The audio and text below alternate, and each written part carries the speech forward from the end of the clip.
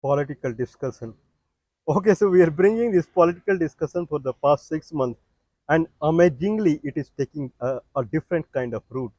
Anyway, things are changing around the world, and I would rather say that the kind of the trust, the trust that people had on the democracy as far as United States is concerned, certainly it is lowering. I mean, it is going down day by day. That is for certain. Anyway, the first time Donald Trump, uh, President of United States, he is on international trip and he has landed in Saudi Arabia, Riyadh, 2 days back on 13th and 14th. He was in Riyadh, and 15th, that is today, he would be in Qatar. And tomorrow, that is next day, that is 16th, he would be in United Arab Emirates meeting Al Zayed. Today, meeting Al Thani. And day before yesterday, Mohammed bin Salman. Anyway, he attended GCC, that is the Gulf Cooperation Council, which include Saudi Arabia, Kuwait, Qatar, Bahrain, United Arab Emirates, and Oman. Anyway, what is the reason of Donald Trump to visit Middle East? Now everyone understands that it is none other than Iran. United States is understanding that the way United States is losing money in the Hamas-Israel war and the way United States is losing money in Ukraine, one of the root cause of all this problem is Iran. Iran is supporting the Houthi fighters rebellion. Iran is supporting Hamas rebellion. Both places Iran is supporting. And then Iran is supporting Russia also. Iran is giving mind-blowing, amazingly technology that is a drone. I don't remember the name of the drone. So these are the new era drone that Iran is giving to the Russia, and Russia is using in night kind of operation. In night drone attack, Iranian drones are being used. Iran is giving the military arms to the Houthi rebellion, to the Hamas forces also. So Iran is considered at the root cause of the, first of all, the Israel problem, in the sense root cause in a way that Iran is supporting anti-Israel forces and it is supporting Russia also. So Donald Trump, when he has landed into Middle East, it is a threatening warning to the Iran that how much United States is serious about Iran. This is a message to Iran. Anyway, Donald Trump has talked about Iran also in the Riyadh, and he said that Iran has to improve, Iran has to change, Iran has to sit on a table and where Iran would agree upon the non-proliferation, means Iran would control its nuclear program. Iran would not do the development in its nuclear program. Iran is doing enrichment of the uranium that will be used in the warhead, means making the warhead weapons. So there, United States has problem.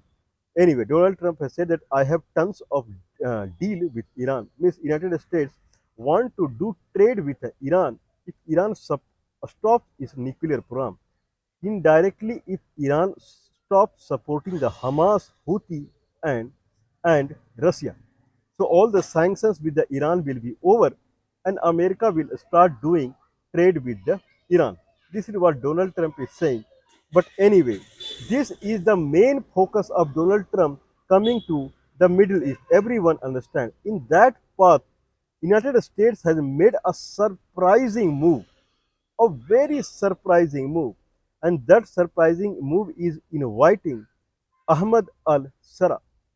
Ahmad al-Sara is president of Syria, and a military coup, he chased away Bashar al-Assad. Bashar al-Assad was president of Syria, supported by Iran.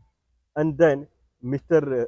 New president now, Mr. Ahmad al-Sara, he chased away Bashar al-Assad with his supporters. And probably he went to Moscow or Russia somewhere. Now, in that way, people were thinking that there will be new sanctions against Syria because they are similar to Taliban, they are similar to Iran. But problem is that, a problem or solution is that Bashar al-Assad in Syria, he was a Shia leader and he was supported by Iran. who is opposing Iran, they are friend of America. Enemies, enemy are friends. So in that way, Mr. President of Syria, new president of Syria, Ahmed al-Sarraj, he is friend of Donald Trump, and Ahmed al-Sarraj, in a very surprising way, he was invited into Riyadh, and there he met with Donald Trump. What Donald Trump has done to the Syria? In 1979, the United States, it put Syria under a terrorist country. Looking at the noise in that country, looking at the kind of the problems in the country, it put Syria under a list of terrorist country. 2004, it started sanctioning Syria, and 2011, when civil war broke up, broke civil war broke out in Syria, then the sanctions were more on the Syria. Now, sanctions has completely been removed. There is no ban. All bans on Syria has been lifted out. This is a very big news that is coming from Donald Trump visiting Al Riyadh. Now, when people ask Donald Trump that how come you lifted ban on the Syria, what is the reason behind it? Then he said that uh, Mohammed bin Salman, upon his request, he lifted the ban. This is not a good reason, especially from the country like United States. When you ban a country, when you lift a ban on the country, everyone around the globe is watching you. You are doing at a superpower level. At that level, there should be very specific reason to putting ban on any country, and there should be very specific reason to lifting ban from a country. Just Muhammad bin Salman, he requested to lift ban on the Syria, will not work. That's why I'm saying the trust on the democratic system around the globe, the way Donald Trump is behaving out of the way, he is passing executive order every day without referring to any rule and regulation, any law. Countries are there losing trust on democratic system, and this is another instance where people are losing trust on democratic system. Means the way people understood that why there was ban on the Syria, because of it was there was a political turmoil all out there, or terrorist activities were there. There was uncertainty in the democracy in the Syria.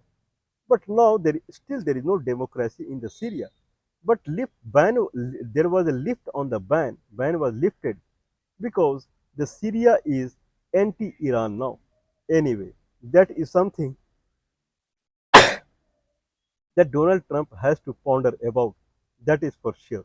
Anyway, now what Saudi Arabia has given to Donald Trump, because Donald Trump, wherever he is going, he is putting in a list that how much money that United States has added to its fund when Donald Trump is spending time. When Donald Trump is spending time in Saudi Arabia, then Saudi Arabia has promised United States that it would invest $600 billion in America. $600 billion investment of Saudi Arabia will come in America. Not only that, $146 billion worth arms it will purchase from a dozen of company in the America which manufacture arms. It is not right now clear that Lockheed Martin, which manufacture the fighter jets, that F-35 deal has to happen with the Saudi Arabia. That deal is there or not. Anyway, now means kind of the other people who are present in the Al Riyadh when Donald Trump is there is the CEO of OpenAI. OpenAI, Blackstone, Rockstone. I don't know how many stone companies are there in America. Blackstone, Rockstone, or Rock Black. OpenAI is a famous company. Blackstone is also a famous company. And then Mr. Elon Musk, very famous, and Marco Rubio, Mr. State Secretary. Everyone is present in the Al Riyadh. I would say were present in Al Riyadh. Now they are in the Qatar. So that is the story of Al Riyadh. Anyway, Mohammed bin Salman, Saudi Arabia is the biggest purchaser of arms from the United States, and United States is the bigger purchaser of petroleum oil from Saudi Arabia. Anyway, America always provided security to the Saudi Arabia. where Saudi Arabia, it gave America a security in the crude oil area. Anyway, now so Mohammed bin Salman is a purchaser of arms also, and Mohammed bin Salman, he had assured Donald Trump that the deal that is going on, $600 billion that Saudi Arabia would invest in America, and it would purchase 146 billion worth of arms from USA. This will go around $1 trillion. Anyway, what is the inference of this story? Inference of this story is Donald Trump is not leaving any stone unturned where he has to put the Iran on the backside. Means he is trying to cover Iran completely. He is trying to he is trying to lonify. He is trying to segregate. He is trying to corner Iran from all the perspective. Means from the full Arabian world. He is trying that Iran would become a segregated country, a country that will go to the corner area. One will be aligned to the Iran. In that fashion, Iran will be forced to sit on the table, and there it will sign on a deal where the enrichment of the uranium will not happen, and then Iran will become a lion without teeth. A lion without teeth means powerless. This is what United States is trying to do. United States tried to do same thing with China also. As far as tariff war was concerned, it tried to do same thing with China also. I'm not saying what happened at the end, but one thing is for sure that Donald Trump, he made Xi Jinping and China famous. China was not that famous prior to the Donald Trump. Now every country is looking at the product of China. Probably the Chinese product export around the globe, it will increase drastically after this incident, because everyone is knowing Chinese products are good, and that's why tariff was there anyway. Now Donald Trump is committed to make Iran very famous. This way it looks like that if Iran becomes famous, there is a difference between Iran and China. Iran is falls in Indian subcontinent, and Iran is rich in crude oil. In that way, it has one base of crude oil, that is for sure. Iran can go for industrialization to any extent because crude oil is there. When Donald Trump has committed to make Iran famous, the only thing that is lagging in Iran is its manufacturing capability. Because anyway, country is famous now.